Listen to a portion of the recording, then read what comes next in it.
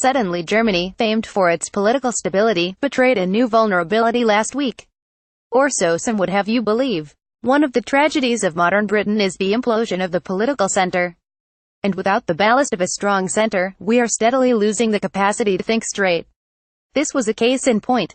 Chancellor Merkel's attempts to build a coalition government fell apart.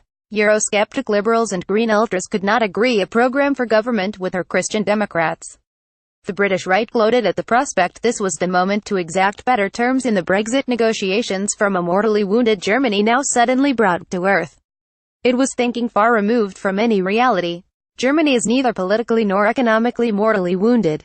Yes, there is a major political crisis following a hung election, but Germany will find a way through, rather more satisfactorily than stuffing a tiny minority party with a £1 billion bribe, as the Tories did with the Democratic Unionists. Its political system requires its principal parties to keep on talking to each other. If none can command an overall parliamentary majority, they have their ideologies, but tempered by the necessity of dialogue to form a potential program for government. A resolution will be found, or another election called, with the electorate more keenly aware of the choices they are making.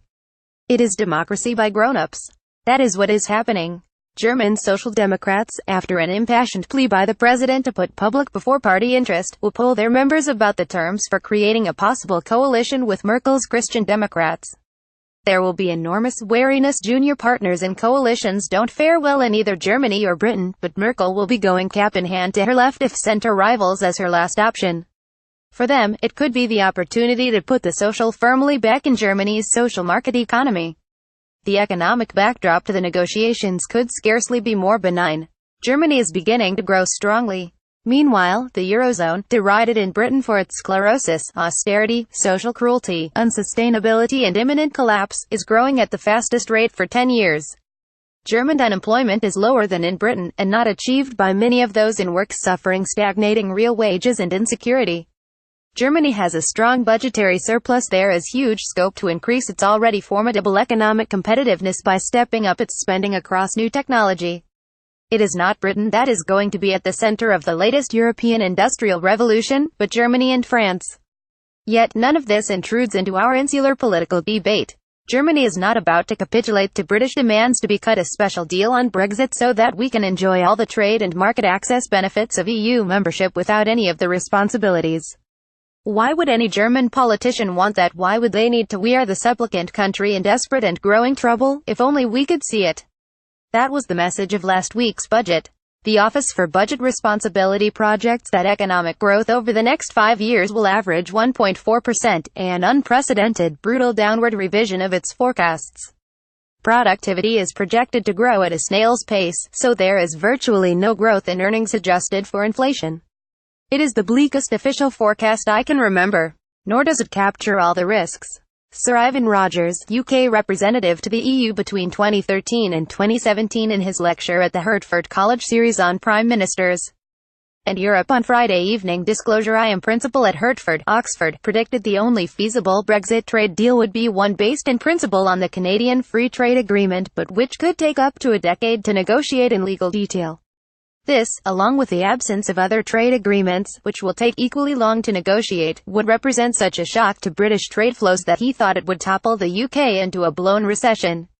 As shocking was his revelation that some leading Brexiters were aware of the economic risks, but wanted to organise the pain so it comes early rather than later in the run-up to a 2022 general election. The Chancellor, Philip Hammond, one of the few remaining substantial centrist British political figures, knows all this. But to acknowledge it openly would, given the current state of the Conservative Party, cost him his political life. He would be confirmed as the pessimistic, unpatriotic or working against the will of the people. Instead, he has to talk of the opportunity ahead, and how the performance of the UK economy continues to confound those who seek to talk it down. It is rubbish, as well he knows. But the atmosphere does not permit the truth to be said. Britain remains the exceptional country that is going to get an exceptional deal congruent with its exceptional destiny. British exceptionalism is a national delusion, and a shaft of light is that it is gradually being dispelled. Our economic performance is woeful, to be cruelly exposed when outside the EU. And there is an emerging consensus about the need for an industrial strategy both to support more fast-growing, knowledge-intensive firms and to try to close Britain's huge geographical inequalities. Milton Keynes, with half Liverpool's population, produces the same volume of goods and services. For all its political weakness, the government is set to launch an industrial strategy white paper tomorrow, reinforced by Hammond earmarking another £2.3 billion for research and development in 2021 and £7 billion for the Productivity Fund in 2022. Jam tomorrow, maybe, and years behind what is happening in Europe and China, but a welcome signal of a new direction of travel. It is the beginning of thinking straighter, but too many cling to Britain's alleged exceptionalism, firing up so many Brexiters. The question in British politics is how soon the economic severity of what lies ahead will change minds, and whether exceptionalism can survive 20 years of wage stagnation, recession, stasis, and the inevitable setback in house prices. It is not Germany that is the sick man of Europe, the cherished belief of the Brexiters, but Britain. Real change, even recommitting to Europe, will follow that growing realization.